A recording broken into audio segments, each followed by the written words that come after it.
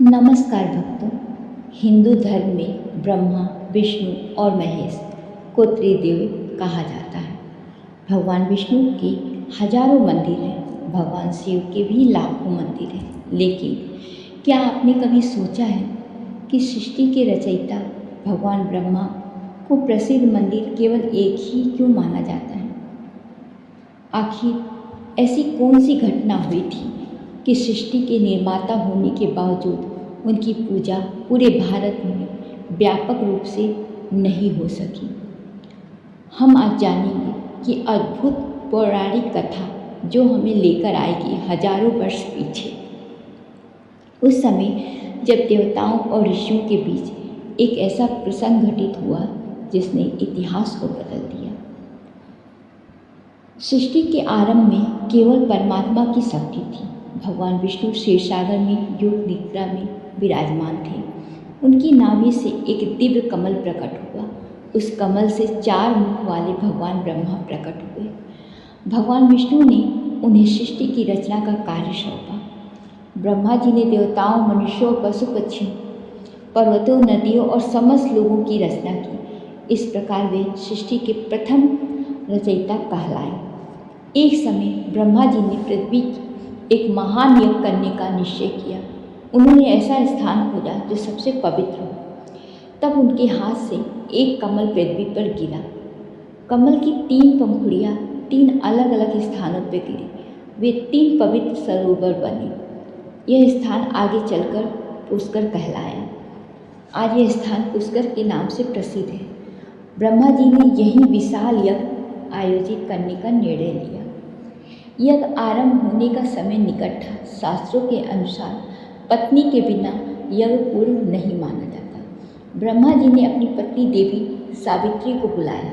सावित्री माता ने कहा, मैं शीघ्र ही पहुँचती हूँ, लेकिन कुछ कारणों से उन्हें आने में विलम्ब हो गया। यज्ञ का शुभ मुहूर्त निकलता जा रहा था। देवता चिंतित हो उठे। यज्ञ का समय समाप्त होने वाला था। तब देवताओं ने ब्रह्मा जी से कहा, यदि यज्ञ का समय नहीं हुआ तो इसका फल नष्ट हो जाएगा।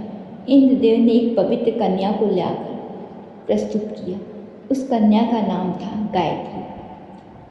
यज्ञ की परंपरा पूरे करने के बाद ब्रह्मा जी ने गायत्री से विवाह कर लिया और यज्ञ आरंभ कर दिया।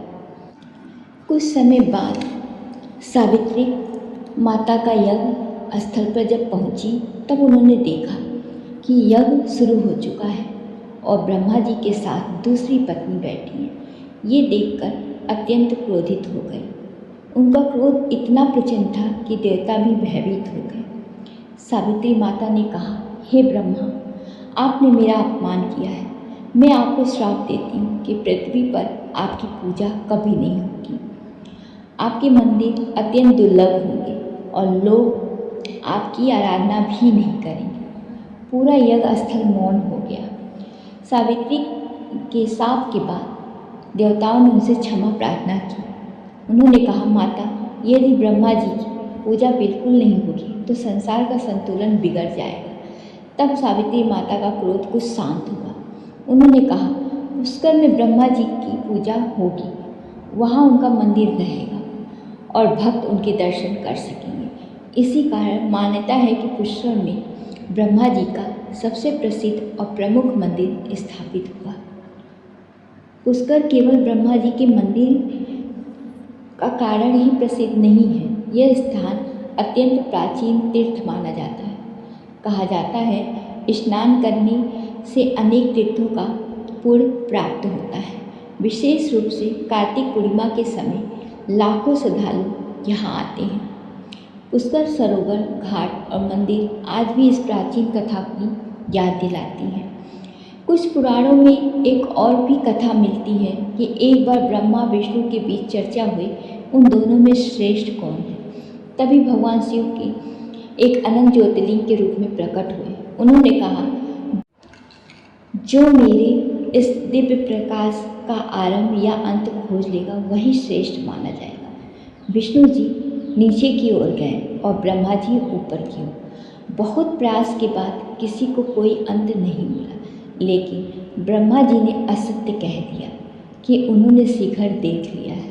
भगवान शिव ने उन्हें इसे असत्य माना और क्रोधित होकर कहा, असत्य बोलने के कारण तुम्हारी पूजा पृथ्वी की पर सीमित रहेगी एक जगह। ये कथा भी ब्रह्मा पूजा सीमित होने का एक कारण भी बताती है।